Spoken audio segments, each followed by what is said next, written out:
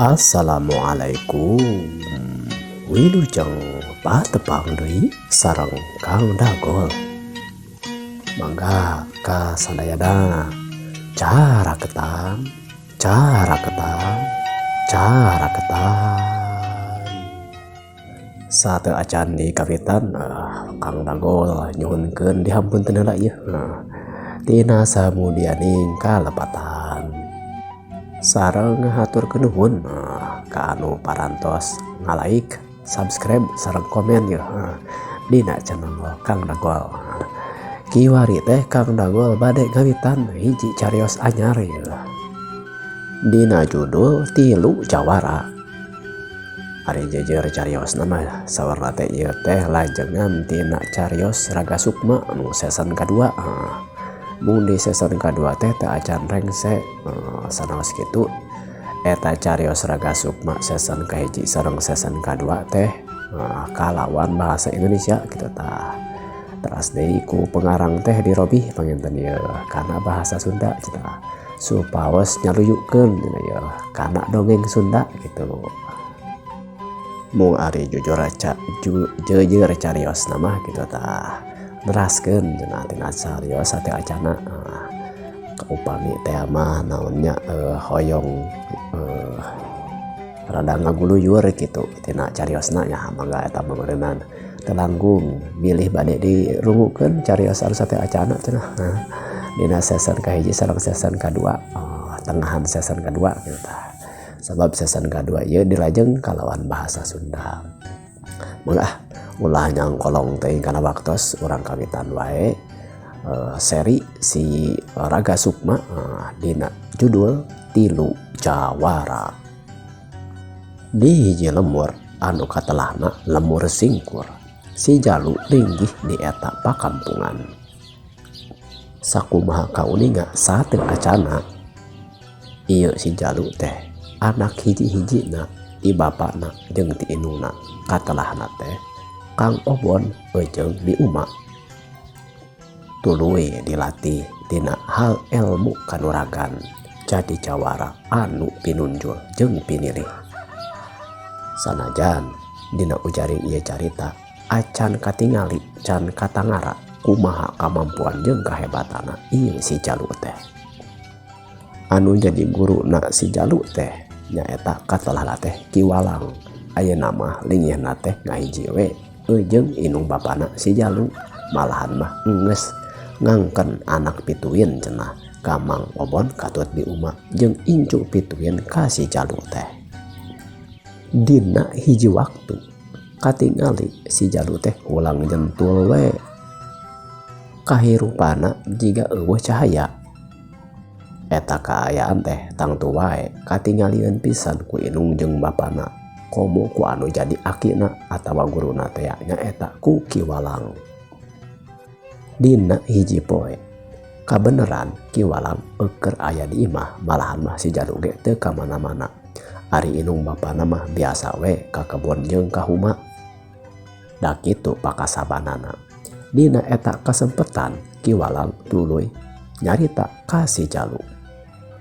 Lain Jalu ditingali teh ku aki teh hidup teh jiga nu ulang jentul wae. Coba aya naon nya sabenerna mah hayang mungguhkeun we. Ditanya ku patarosan samodel kitu si Jalu ngawaler. Teu aya nanaon ki salaresna mah nya. Biasa wae kurarasaan mah Jalu mah kieu we. Nya tong disumput salinungkeun. Ceuk bahasa paribasa mah jeung kolot mah moal aya anu disumput-sumput da meureun kolot mah merhatikeun malahan malamun kudu diomongkeun mah inung bapa hidup oge mineng eta teh nyaritakeun kunaon cenah si Jalu teh nah hayangeun kawin atawa aya boga kahayang naon kitu tah. Nya sabenerna mah pamanggih eta oge pamanggih ti inung bapa maneh karasa oge jeung katingali ku aki. Coba tuh sok cuk pupek bak jabalaka ka aki aya naon atuh aya dipika hayang cek aki kita hayang kawin lain anjeun teh Jalu. Lamun arek ditinggali kana umur mada geus kasup sawawa 18 tahun mah ku ayeuna mah malahan mah katingali nama aya geuningan tusahanapeun maneh gitu umur 15 16 tahun gitu geus katingali nama geus larabi komo geuningan itu tuh adina si utas gitu tah mun teu salah mah 14 tahun ngan awewe geus kawin. Ditanya samodel kitu tuluy si Jalu ngawaler. Hari kana nikah mah Jalu teh teu acan hoyong ki sabab Jalu oge masih keneh mikir-mikir teh dah acan boga kapakasaban anu bener kitu tah da meureunnan piraku meureunnan boga anak boga pamajikan jeung budak teh majaga piraku ek diparaban ku huut mah lain eta ki aya naon sok wak cabalaka ka aki lamun di widian mah kuring baik jujur we kuring teh hayang ngalalana ki hayang ngalalana maksudna kumaha ieu teh nya kuring teh ngarasa we kitu lain si somong kitu tah pamun ku aki teh diwarah supaya diajar ilmu kajawaraan ilmu kanularagan jeung bela diri pencak silat jeung malahan mah eta mah ilmu anu sajana nya anu nyaluyukeun we kana ieu ilmu pencak silat kitu tah tapi kuring teh asa encan kaasaan kitu tah gunana jeung manfaatna ieu kabisa teh kitu ki nya sugan we ari ku ngalalana mah meureunnan kitu ki bisa katingali gitu tah kata mah deui ceuk aki teh mah da boga ilmu mah ari teu dilatih jeung teu dimanfaatkeun mah sok aya mun bahasa bedog teh mah mintul kitu ki kudu diasah kapan kitu sanes saur aki ge. Gitu bener aki pernah ngomong gitu malahan mah ceuk aki oge ngasakeun ilmu mah kudu ku bari tapa tapi bari di kota artina mah neangan pengalaman jeung papada warga jeung papada sasama jeung bisa ngemanfaatkeun tapi lain hartina urang boga ilmu bela diri teh arek jadi ngajawara atawa ngajago pan judulna oge ilmu bela diri jangan bela diri bisi aya anu nanasa ngana jeung arek ngaroga hala ka urang geus boga bekal lain arek ngajago atawa nangtang neangan lawan lain kitu maksud aki mah. Ngadenge piwuruk samodel kitu tuluy si Jalu ngawaler deui nya maksud teh abdi oge sanes kitu ki lain arek ngajago nangtang milarian lawan samodel tadi cek aki tapi kuring teh nya hoyong nya ngalatih we kitu tah jeung deui loba kadenge ku zaman ayeuna mah cenah teh aya loba rampung teh jeung deui lain ku kitu sabenerna mah ki kuring teh asa nya ilmu kadohiran mah asa geus cukup ti aki oge meureunnan sanajan meureun ilmu mah teu aya cukupna saperti barang dahar we sok aya lapar deui kudu dieusian deui nya kitu meureun ilmu oge sok aya pohonya kudu diingetan deui tapi ti luar eta ki kuring teh hayang neuleuman oge ilmu kabatinan lain berarti kuring teh arek kana perkara-perkara anu goib gitu tapi perkara hate ki kuring teh asa kurang tina ilmu agama ki gitu ki.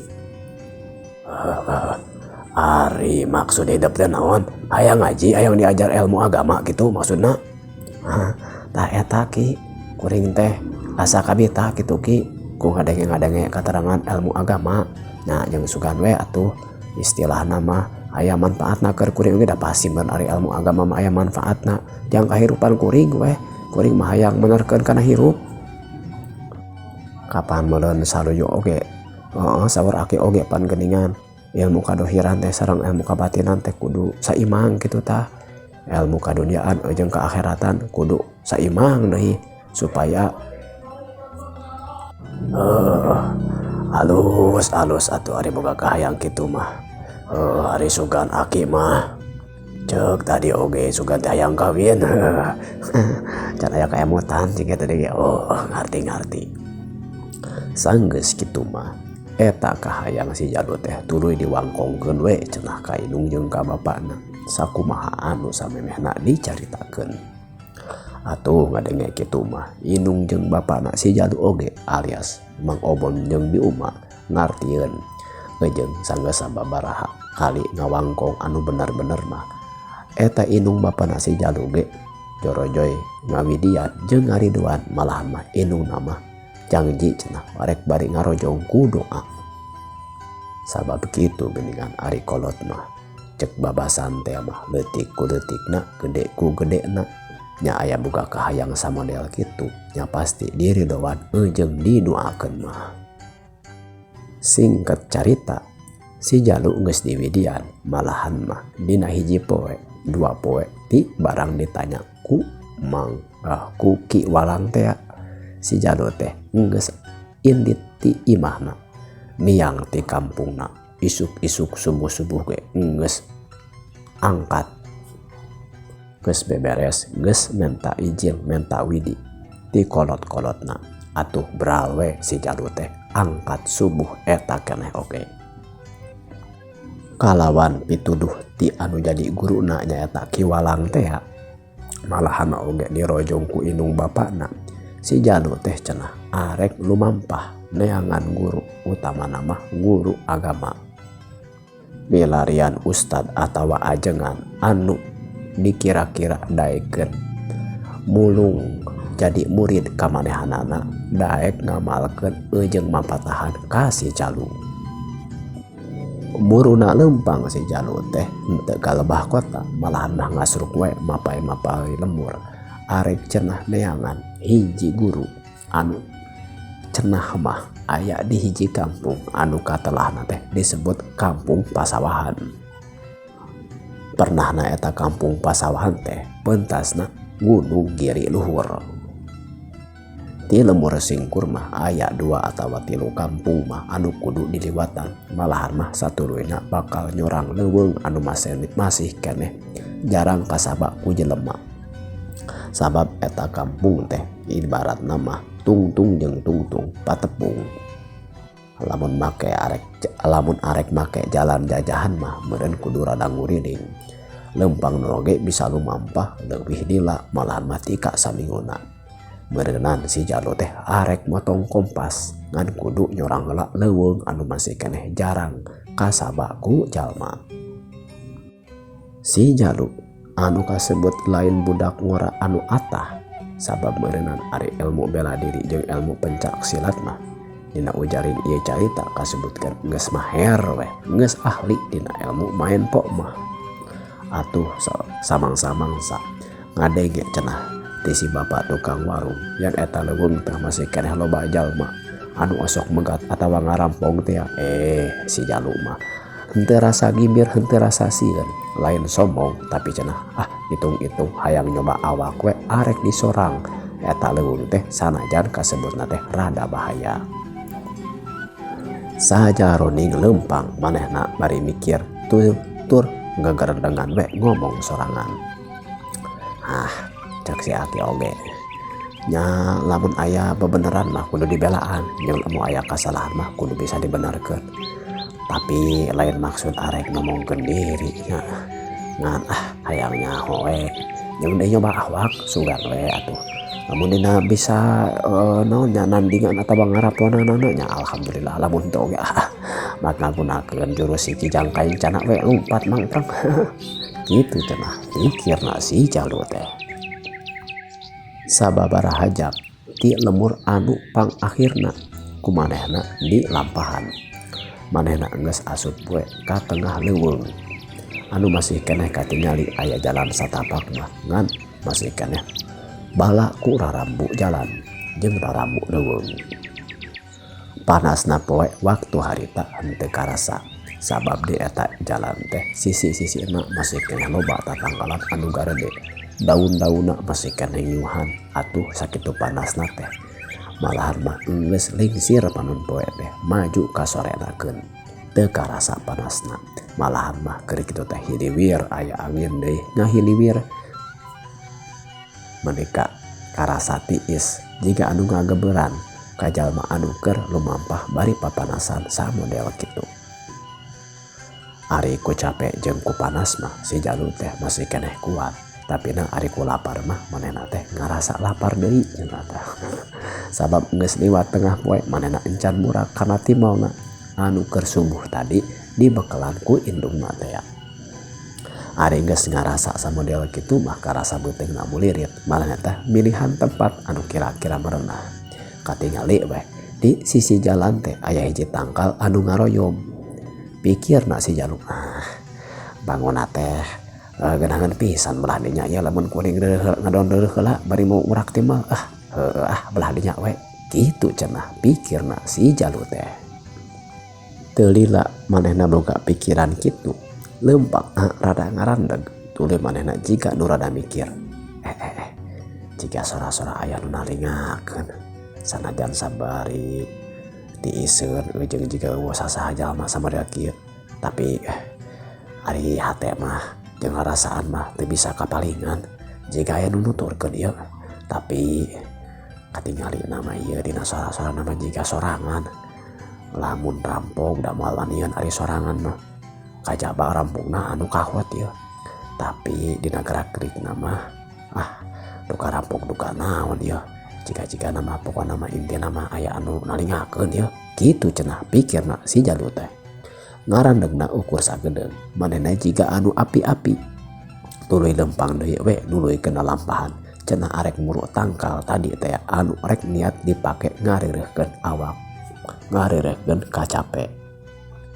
Sanggeus nepi ka hanapeun tangkal teh tuluy manehna nangtung heula bari rada luak liuk jiga anu nalingakeun ka sabenerning eta tempat.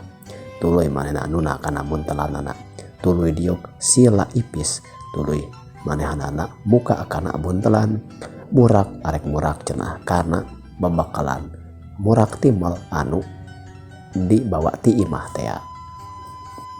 Tekebat manehna arek muka timal manehna ngeureunkeun kana lalampahanna tuluy mikir deui dina hate nu nalingakeun teh bener-bener ieu mah lain rasaan hungkul tak kaciri tah ti belah tukang belah kenca saha jalmana jeung arek naon lamun arek jahat teh mah meureun teh tadi keneh da geus kaasup tempat anu sepi tapi ieu mah jiga nalingakeun terus hayang kitu kana timal kuring. Sanggeus puguh mah manehna panceg cenah arek nanya ka jalma anu eukeur nalungtik manehanana teh si Jaluk saterusna nangtung bari tuluy manehna ngomong rada tarik. Jalma anu sasalempetan nah kuring teh nyaho kitu tadi ge kuring ge nyaho anjeun teh aya di dinya arek naon lamun arek jahat sok maju ka dieu lamun arek bager arek maturan sok buru ka dieu deui urang sosobatan gitu cenah pok-pokana si Jaluk teh. Teu lila ti dinya bener we di hiji rungkun anu memeh kaliwatan anu saacan kaliwatan di hareup beuneunan kaluar hiji jajaka sejen anu dadegana mah awakna teh ngeusi jangkung malahan mah jiga anu seseg pisan dada sembada leungeunna bebarakilan meureunan sepirna ototna jiga anu geus kalatih pisan teteupna tetep anu seukeut tapi katingali mah ieu jalma teh lain jalma jahat tidinya eta jalma tuluy nyarita teu sangka ku kuring tita tadi ditempokeun dia geuningan bisa nyaho ka ngaing euy ari kitu mah dia lain budak ngerasa manean ningalikeun akieuna mah tah kitu jeung deui jiga nama akang teh yo ieu jiga satria nah make rarencepan ujung naon itu ngadodoh sama dia kitu sok-sok we arek sosobatan nah arek ngadon anjeun kaonaran yo arek jahat ya ka kuring yo kitu cenah jawab si Jaluk teh bari manehna ge merong we ka eta jalma teh.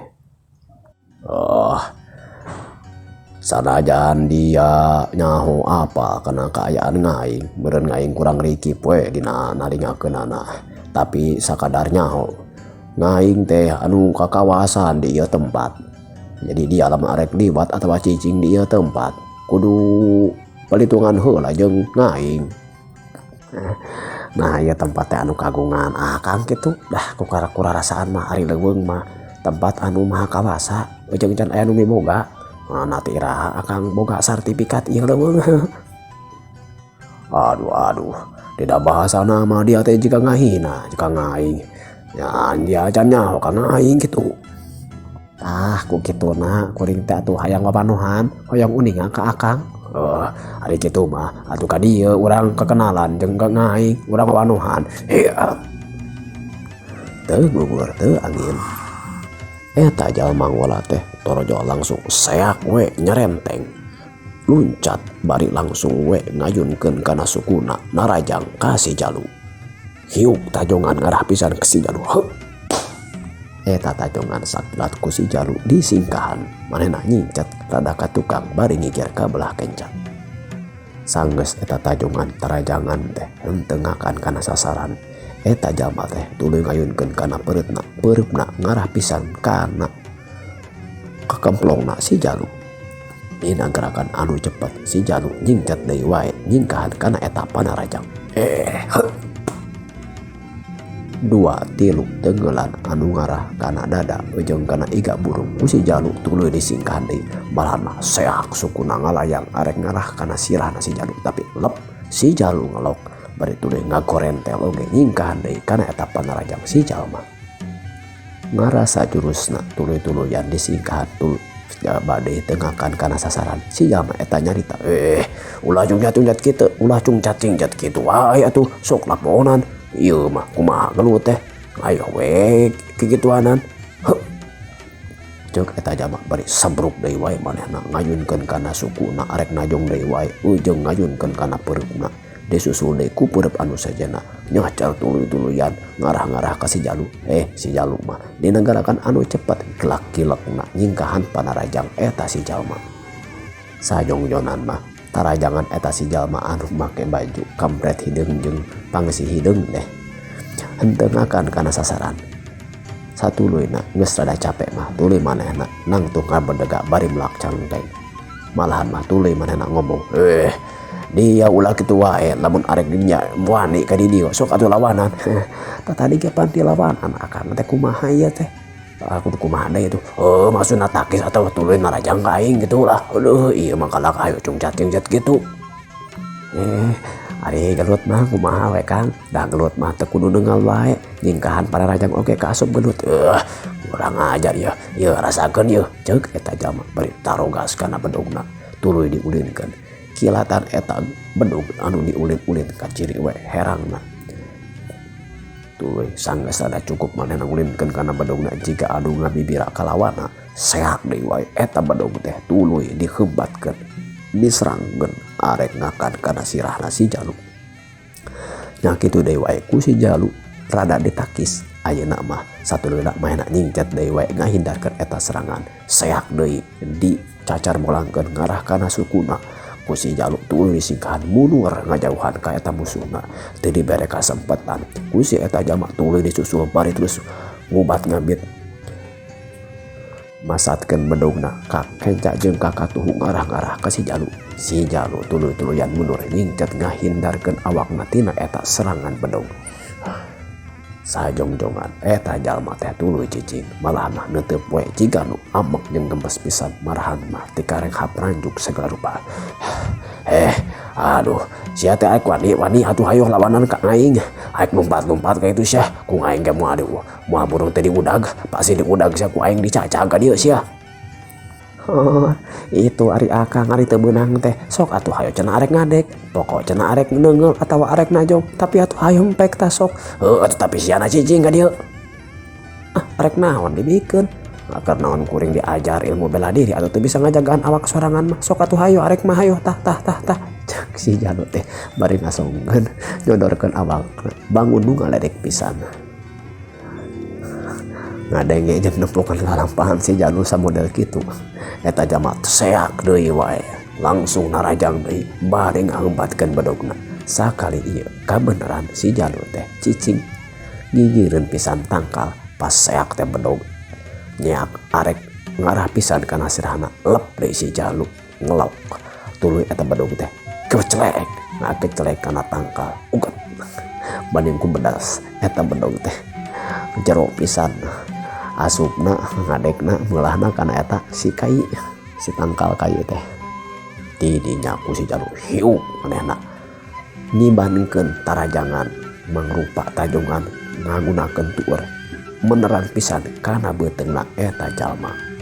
Si jalma anu meureun kalepasan ngadekeun kana bedogna teh pas arek dicabut beneran hese jabat tuluy diserang ku si Jalu ku tajongan ku tuerna teh manehna teu baka sempet ari nyabut kana bedogna tuluy heup manehna ngahindarkeun kana tajongan si Jalu. Aduh lumayan yo di arek ngelawan. Hayo atuh urang 0 lawan 0 deui tah. Eta bedog kuring ek dicokot heula teu meunang gae kata ngan beneran ku kuring arek di taeun ieu ek di halangan. Oh bener sok hup seak eta jalma teh tuluy narajang deui ka si Jalu. Bari niat nama arek nyokot ngarah deui kana bedogna teh seak si Jalu di teungeuh lep mae nenglok ayeuna mah eta leungeun teh make cenah gerakan pamonyet teh di bedol bari tuluy disungkrukeun ka gigil. Dasar meureun si jalma teh geus rada nafsu teu bisa ngukur kana tenggelanana eta palebah tenggelan tuluy make gerakan pamonyet tadi teh manehna colongjong malahan mah hampir-hampir arek ti kusruk lamun teu bisa buburunya imangkeun kana gerakanana mah. Aduh teu sangka lumayan oge tanagana. Eta mah lain anggo tanaga kuring Kang, tapi tanaga akang beras teuing jeung akang eta tadi jiga anu buru-buru teuing ari maruk meureun kuring teh moal arek metanya. Dipikir-pikir mah oge aing teh leh ku tanaga sorangan kabawa ku tanaga sorangan. Capek we. Tapi kuring can ngaku eleh sebab can aya nu asor jeung can aya nu unggul. Tah kumaha akang lah. Nah atuh akang teh make keluar rek nyerang ka kuring. Keala. Ari lain ari ka mana? Jeung geus di mana? Ari naon deui ka dieu? Pan ieu teh kawilang leuweung anu ledegan ujung bahaya cenah loba rampogna ieu. Oh kitu Kang. Ai sugan teh akang rampogna teh. Nya kuring mah kieu oge lain rampok. Haling kuring ari nyokot bedog dah. Moal kadekeun. Geus lah. Ayeuna mah pileun heula. Aduh capek yo. Naon deungo teu bebeunangan tapi lain tarung deui cung cacing teh kitu. Jika bikang anjeun mah jika bikang bisa cung cacing unggul kitu. Tanya nu disebutkan me jajangkar teh ayam jajangkar teh Kang di udag-udag tapi teu katewak gitu Kang. Maneh lah. Ceuk eta jalma bade gandeang manehna tuluy nyamperkeun kana bedogna. Ari kitu mah keur kaayaan tenang eta bedog teh babari we dicabut deui tina tangkal teh tuluy diasupkeun kana sarangkana. Sanggeus kitu mah manehna melong ka si Jalu bari tuluy nanya. Ayo cek ngaing tadi di dia teh saha arek ka mana jeung tas di mana arek naon di dieu deui Ih si akang ku keukeuh ari kuring mah lamun ngawangkong teh amun arek bener mah sok teu paruguh lamun bae nangtung komo bae di bieu geus tarung heula teh puguh-puguh mah. Hayu urang dieu heula atuh Kang. Ari akang moal arek niat jahat ka kuring mah. Wai jahat mah moal ngaing teh euy. Ngan nya ngaing teh hayang nyaho we. Di dinya teh saha gitu jeung wawanianan gitu tah nya pantos wae geuningan wani nu lumampah ka ieu leuweung da meureun-geureung lain teh boga kamampuan jeung boga pangabisa ari kitu mah. Iya mah sakadar bis jang ngabelaan awak sorangan nah bisi aya anu ngarogahala kitu kah Kang. Harus oge dia euy.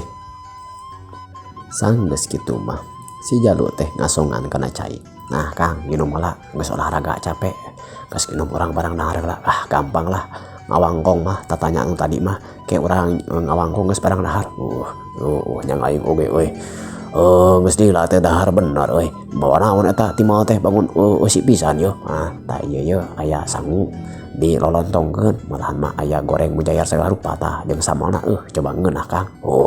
Coba urang dahar teh ya ayo di ieu aya ti moal teh ka aya 3 ku inung goreng di bakalan gitu kumaha lah yuk dar lah. jika eueuh nu nanaon jika anu teu aya nanaon samemehna eta dua jalma budak ngora teh da katingali dina dadeganana mah ieu jalma anu anyar pina ieu teh saluhureun ti si jalma ngan kawilang masih keneh nonoman. Sanggeus barang dahar beres tuluy eta jalma nanya deui, dia teh ka mana? Nah aing can dijawab tadi patanya ka aing jeung arek ka mana saha dia teh. Ku bawel ari akang nya atunya urang tanya urang jawab kuring kuring teh Kang Jalu Kang lunta ti lemur teh arek neangan nu jadi guru kuring teh Kang hayang namahan ilmu pangabisa terutama mah meureunna ilmu agama gitu Kang hayang neangan ajengan atawa ustad hayang ngaji gitu Kang. Halus omong ge dia euy. Jadi Jalu nya ngaran teh. Jalu Kang. Ari akang saha atuh jeung kunaon make dieu? Nya akang teh rampog teh ya sanes, tapi lamun disebutkan rampog anu disebutkan cek orang lemur mah asa piraku ning akang teh katingalina mah jiga lain rampog gitu tah. Ngaing teh lain ari rampog mah. Ngan katingali ku ngaing oge. Aya sababaraha jelema tuh init ke hiji kampung tuh belah ditu. Cenah bejana teh eta kampung pasawahan cek beja maranehna mah arek meureunna cenah arek usaha ngarampog teh ya meureun bangunna mah. Aing teh tika mari keneh nalungti ka eta jalma aya meureun opatan atawa genepan mah jeung tuluy ningali ka dia ya sangka ngaing teh dia oge kaasup eta gorombolan rampog gitu. Baru kitu akang teh eukeun nalungti rampog gitu lain ngaing teh eukeun ngaliwat ka dieu.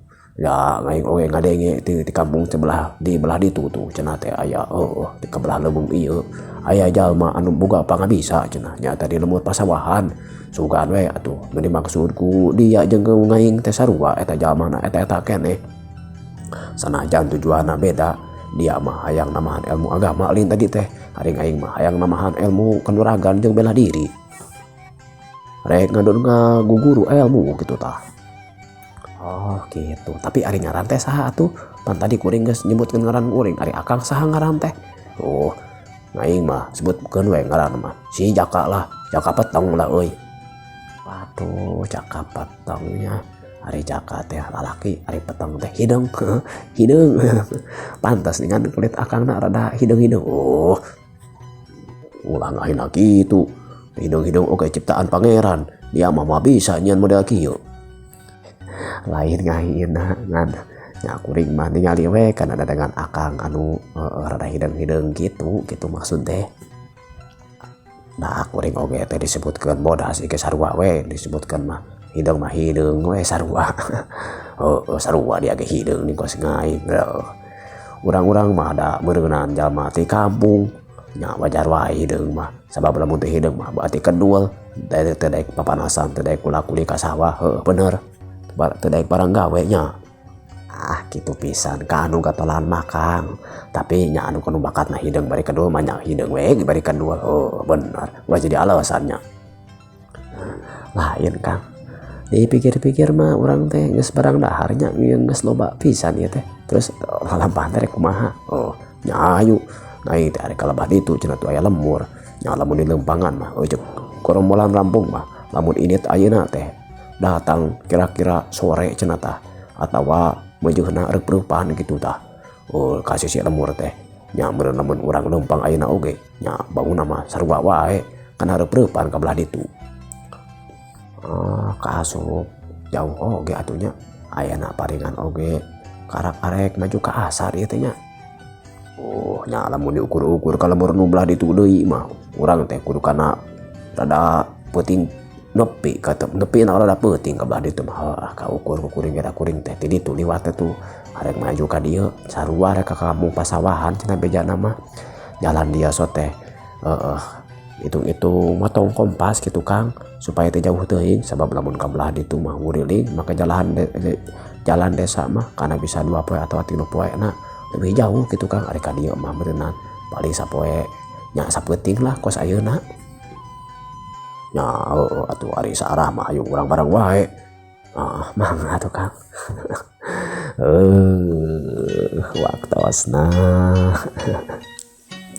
Waktosna parantos cekap Kang episode anu bungkaran ieu. ngaturkeun nuhun ku para wargi anu kersa ngarumukeun kana dongeng ti Kang Dagol. Mudah-mudahan janten pangbaberah manah kasadayana.